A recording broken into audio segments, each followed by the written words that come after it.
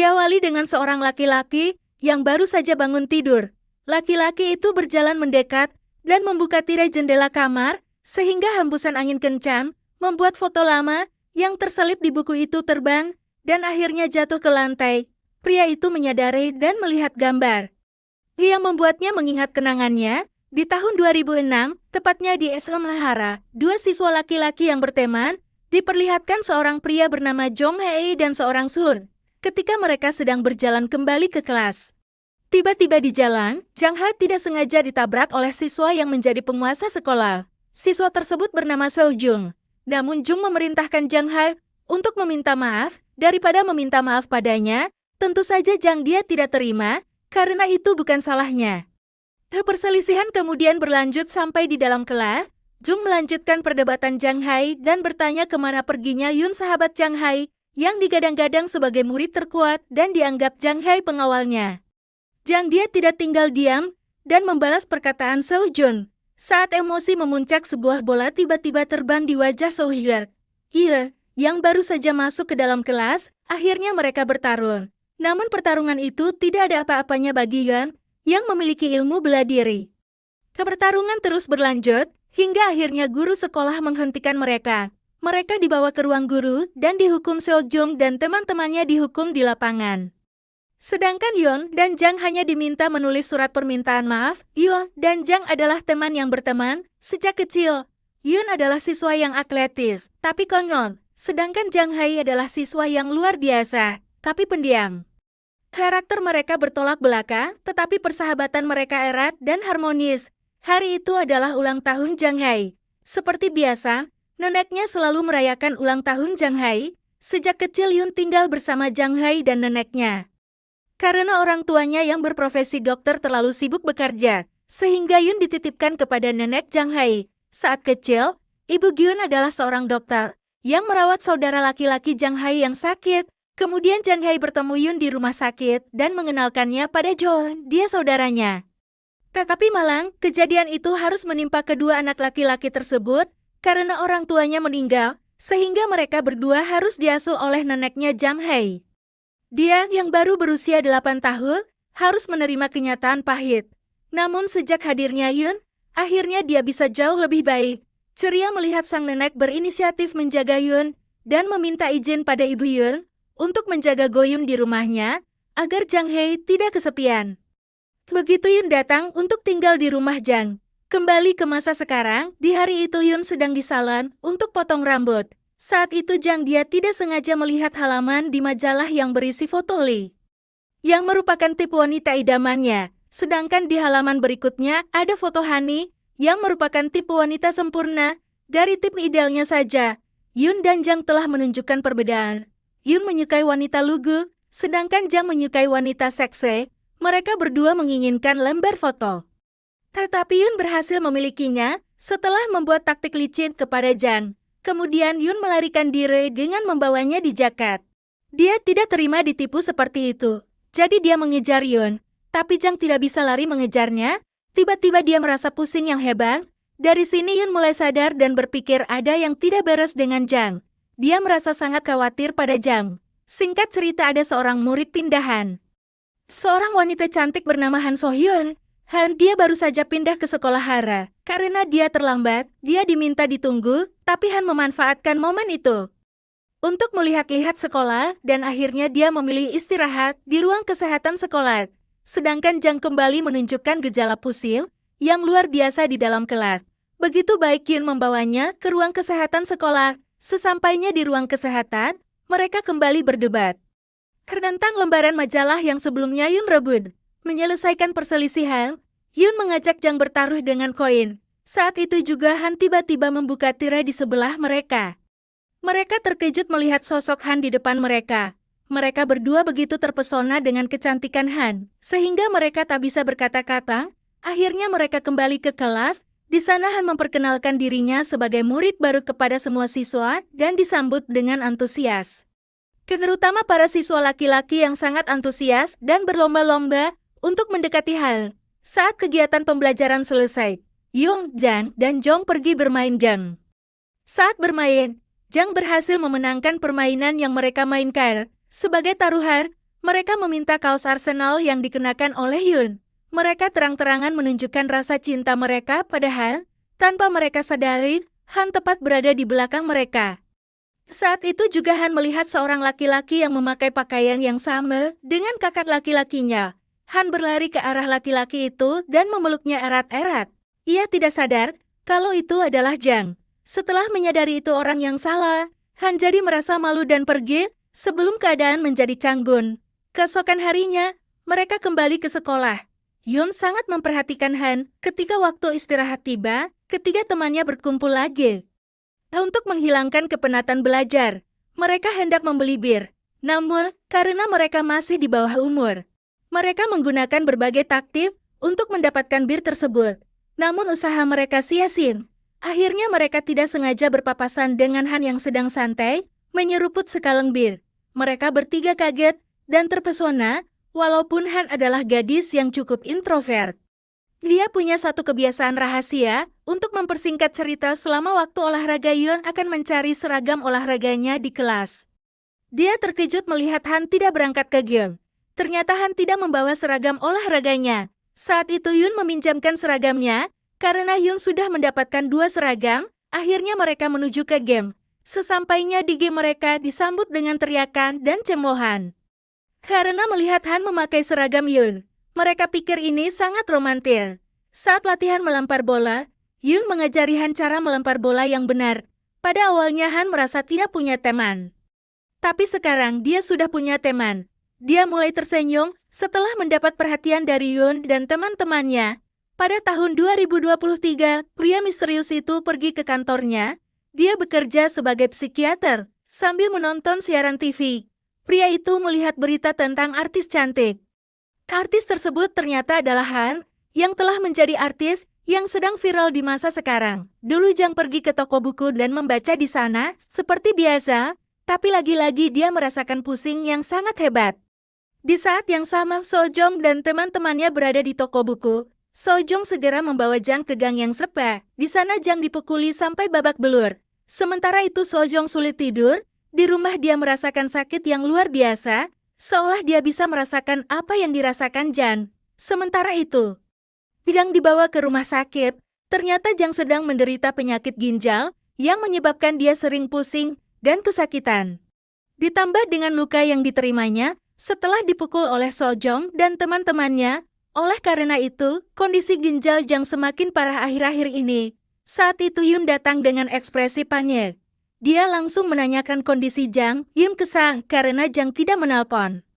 Saat Sojong dan teman-temannya menyerang, sedangkan Ibu Yun memberitahu nenek Jang bahwa Jang membutuhkan transplantasi ginjal karena ginjalnya rusak. Jika dibiarkan kondisi ini akan mengancam keselamatan Jang. Ia sedih melihat kondisi Jang yang parah. Mengetahui parahnya kondisi Jang, Yun pergi mendonorkan ginjalnya kepada Jang. Awalnya niat Yun ditentang keras oleh ibunya dan Jang, karena resiko yang diterima Yun sangat besar jika dia kalah. Namun Yun berhasil meyakinkan mereka untuk melakukan operasi. Singkat cerita, operasi pun dilakukan. Persahabatan sejati yang mereka jalani sejak usia 8 tahun semakin terlihat. Di ruang operasi Yun bersedia mendonorkan ginjalnya kepada sahabatnya itu. Singkat cerita, Jang dan Yun tidak masuk sekolah selama 1 bulan karena operasi ginjal. Hal ini membuat Han merasa kesepian. Saat jam istirahat, sekelompok siswa yang tidak menyukai Han datang dan membawa Han ke gudang. Ketika mereka akan menindas Han, Jang dan Yun tiba-tiba membantunya dengan heroin. Han senang melihat kedua teman yang dia rindukan akhirnya kembali. Sambil berjalan kembali ke kelas, mereka saling berbicara. Yun dan Jang tampak terkesan dengan kata-kata dan perhatian Han yang diberikan kepada mereka berdua. Di akhir jam sekolah, ketiga anak laki-laki itu berkumpul di kamar mandi sekolah untuk menonton pesta yang diselenggarakan oleh Mang Bali. Mereka diminta untuk kembali pada hari Minggu. Saat malam tiba, Jang belajar di rumah dan Yun berlatih bola basket. Ketika dia hendak menulis, Jang kaget karena tiba-tiba dia bisa menulis menggunakan tangan kanannya, padahal sebelumnya dia adalah seorang kidal yang hanya bisa menulis dengan tangan kirinya. Keesokan harinya, ketiga sahabat itu sedang merangkai bunga yang akan mereka jual. Setelah mereka selesai merangkainya, mereka menjualnya. Saat itu Jang melihat seekor burung merpati, namun tiba-tiba jantungnya berdebar kencang dan dia merasakan panik yang hebat. Jang merasa aneh. Karena sebelumnya dia tidak takut pada burung, tetapi sekarang dia takut melihat burung. Sementara itu Yun melihat Han berjalan sambil mendengarkan musik. Lalu dia mendekati Han dan menawarkan bunganya. Han membeli bunga itu. Yun mengundang Han untuk bergabung dalam pesta di hari Minggu, dan Han menerima tawaran Yun.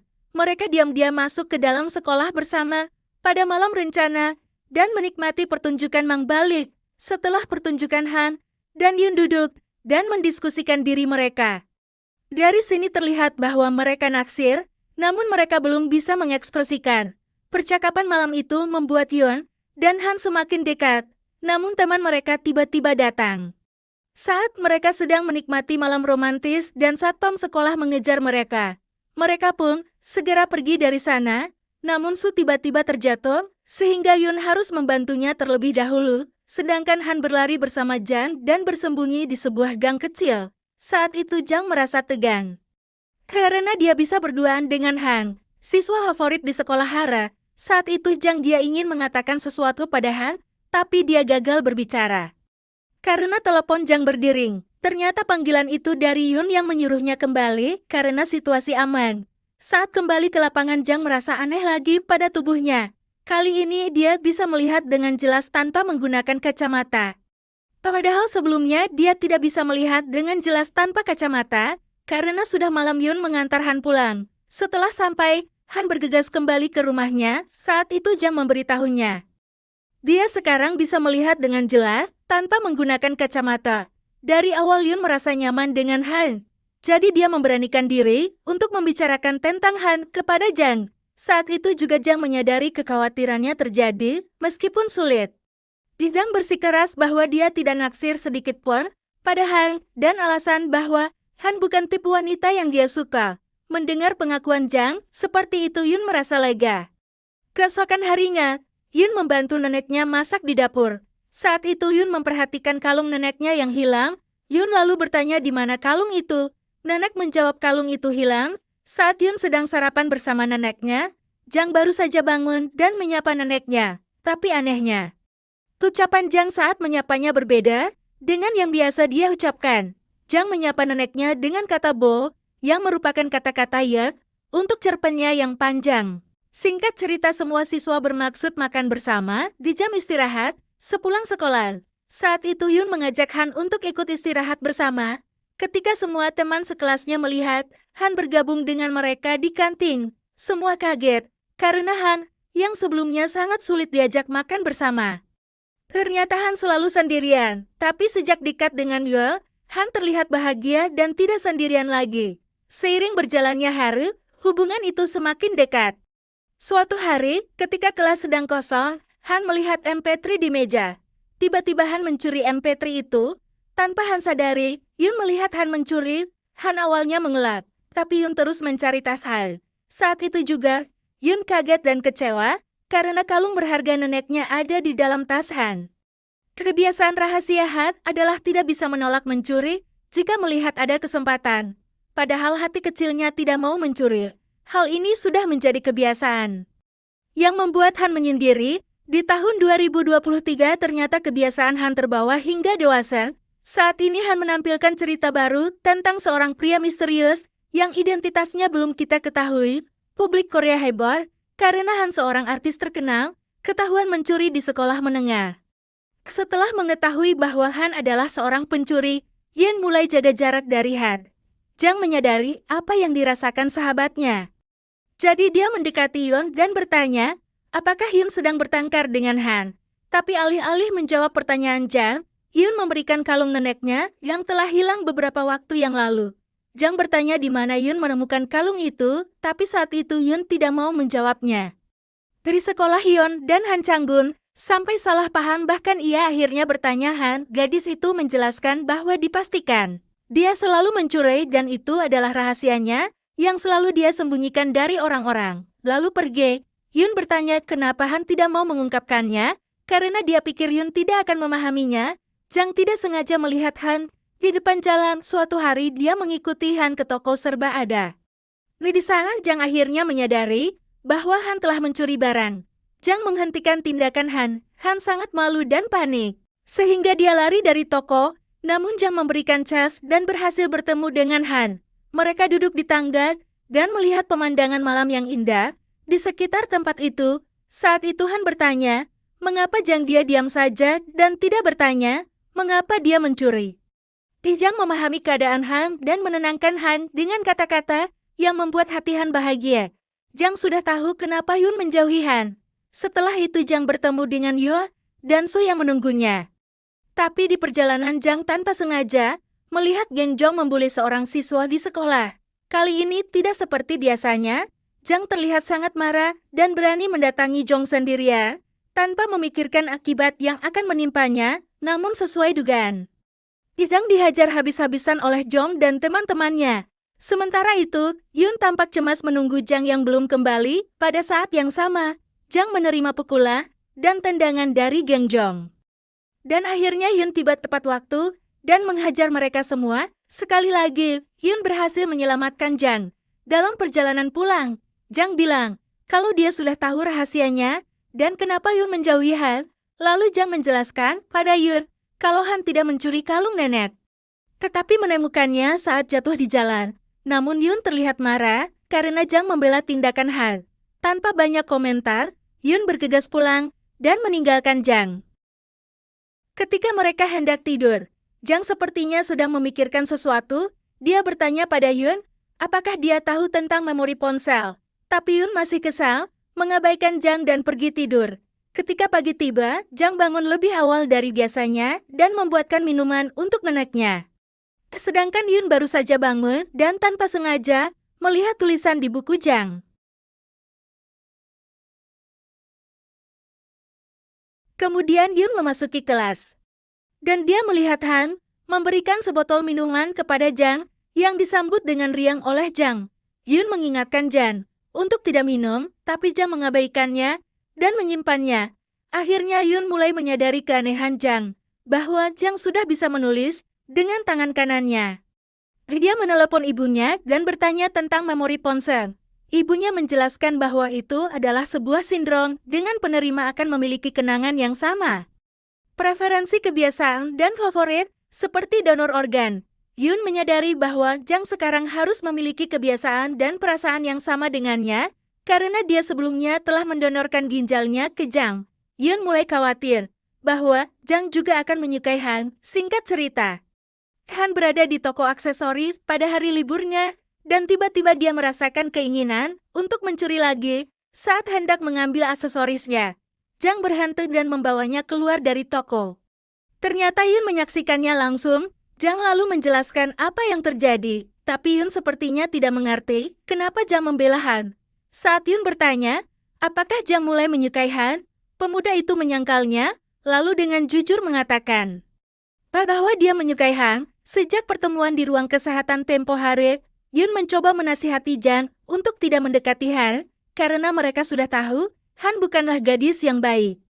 Tapi Jang dengan tegas meminta Yun untuk tidak ikut campur dalam urusannya dan tetap berteman dengan Han. Sedangkan Han menderita sindrom premenstruasi, yaitu ketika masuk masa premenstruasi, ada keinginan kuat untuk mencuri yang sulit dikendalikan. Seorang siswi histeris di sekolah. Dia menyadari dompetnya hilang. Tiba-tiba Yun dan teman lainnya mencurigai Han.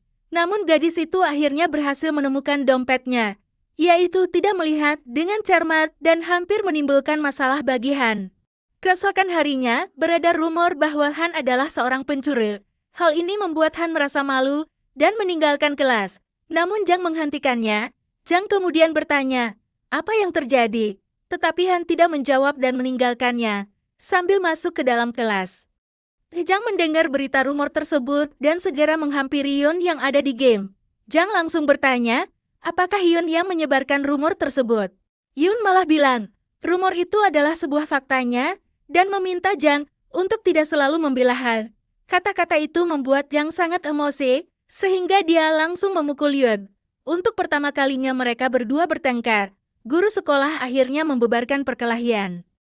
Pihak sekolah memanggil nenek mereka, terlihat kaget dan sedih. Tak disangka kalau Yun dan Jang bertengkar. Sejak saat itu hubungan antara Yun dan Jang renggang. Hingga akhirnya terjadilah kejadian, suatu hari sang nenek pingsan di jalan dan ditemukan oleh Jang dan langsung dibawa ke rumah sakit. Ketika Yun mendengar kabar tersebut, dia langsung pergi ke rumah sakit.